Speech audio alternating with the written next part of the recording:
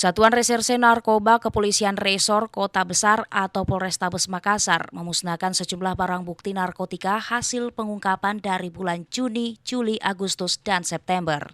Pemusnahan narkotika jenis sabu dan ganja itu dilakukan Satres Narkoba Polrestabes Makassar bersama Kejari Makassar dan pihak Lapor Polda Sulsel di Aula Mapolrestabes Makassar pada Kamis 20 Oktober 2022 siang. Barang bukti hasil sitaan itu dimusnahkan dengan cara diblender dan dibakar.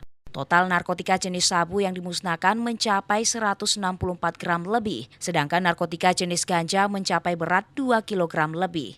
Kasat Narkoba Polrestabes Makassar, Kompol Doli M menjelaskan, narkotika jenis ganja dan sabu dalam Undang-Undang Nomor 35 Tahun 2009 tentang narkotika sudah dijelaskan 7 hari setelah penetapan di Kejaksaan harus dimusnahkan.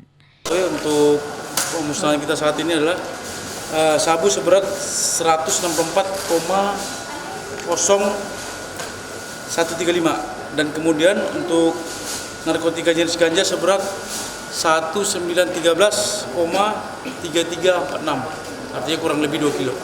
Barang bukti tetap kita musnahkan, namun para pelaku sebagaimana diatur dalam SEMA 04 tahun 2010 tetap kita RJ-kan karena memang penyalahguna.